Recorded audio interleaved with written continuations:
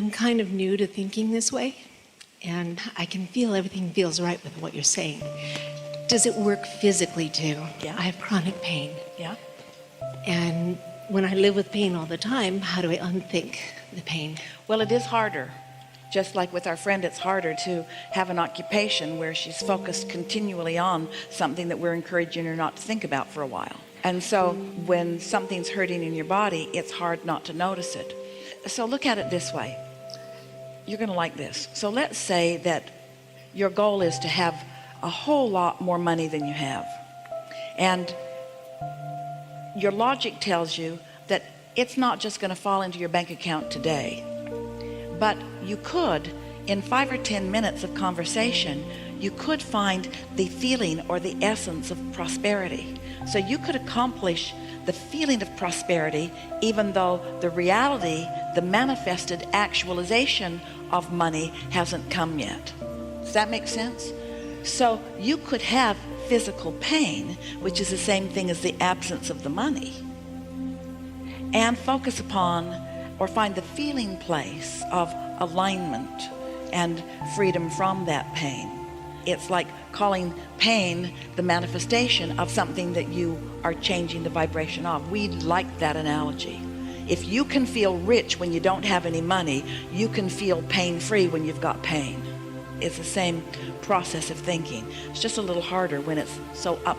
Money is tricky too, because money, or lack of it, affects you all day long, and pain affects you all day long, and maybe not having something that you want affects you all day long, but not as much.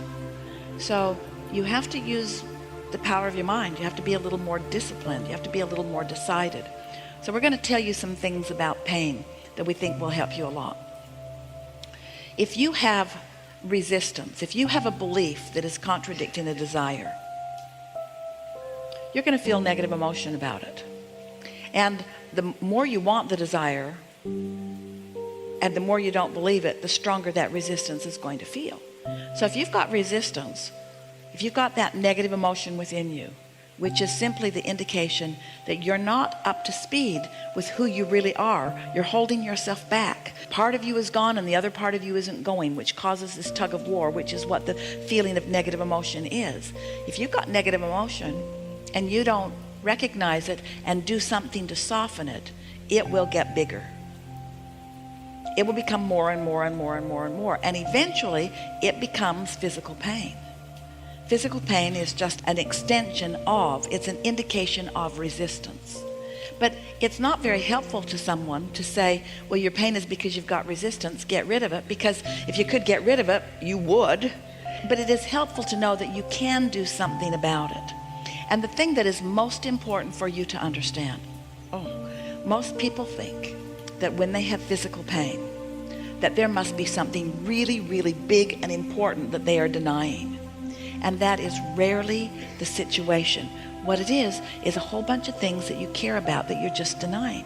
And a lot of people are doing the same thing. You have so many beliefs that are contradicting so many desires. That's all that it is. Beliefs that contradict desires. And so now you've focused on that. When it comes up and you're actually in the moment of doing it, you'll catch yourself doing it. And then maybe, if you care about it, you can soften the thought just a little bit. Here's the other thing. Now that was not all that helpful. Because what we just said to you is, you're doing stuff and you don't know you're doing it, and that's why you hurt. So don't do that anymore. That was completely not helpful.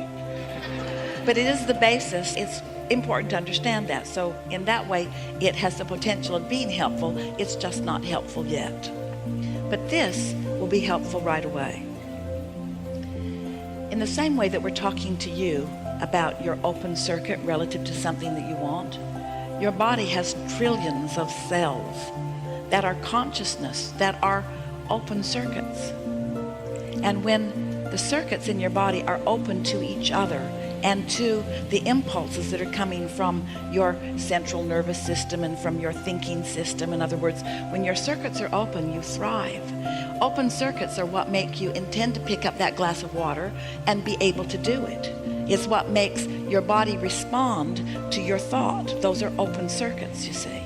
And so even though you have more open circuits than not, all of you, you might be closing some of those circuits down through thoughts or beliefs that you have. So in the same way that we were demonstrating that if you have a desire and a belief that matches it, then the circuit is wide open and the universe can deliver to you. You can get back what you want. It's just an open circuit.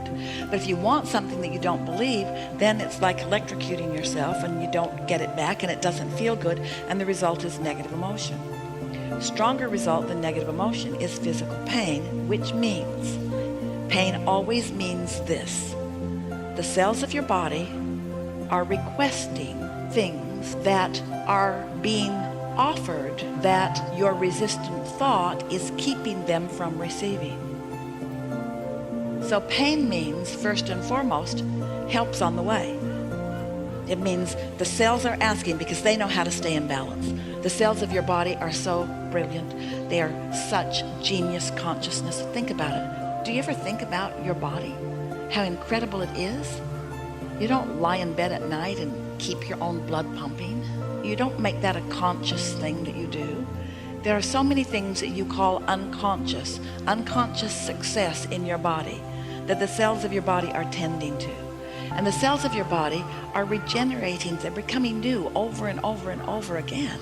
And so they don't hold old beliefs because they're becoming new again. But you teach them the beliefs that are hindering through your thoughts. In other words, when you think about getting older, and therefore you're teaching the cells of your body things that cause resistance that don't let the circuits flow. So when your cells ask for something and the circuit is closed, that equals pain. That's all that it is. And you get a few trillion cells asking and not receiving, then the physical result to you is you don't feel so good.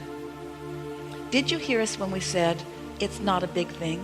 You don't have some big, terrible, hairy, secret doubt within you. It's just a whole bunch of stuff. Like, I'd like to do that, but I can't. Something that simple. And just multiply that by a few dozen times a day, about a few hundred subjects, and then you've got resistance. That's all that it is. Is that why when I get really angry about something, It gets suddenly worse. I can move? No, I can move for a while. When you get angry, what happens when you really know what you don't want is you know what you do want. And so your belief or your desire has just been emphasized. This is really good, because this is something that we said for the first time today, and this is the follow through on it. So we are appreciating your observation, because this is what it means.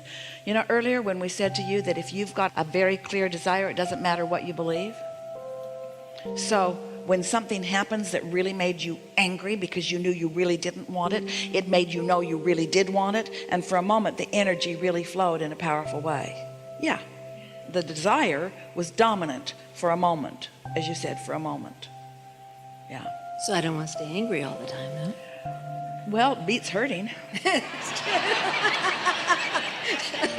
Clarifying's just going to keep coming to you, but don't overthink it, but pay attention to the way you feel. Haven't you noticed that all of you, we're asking all of you that, but you'll be able to answer this specifically too, but all of you think about this.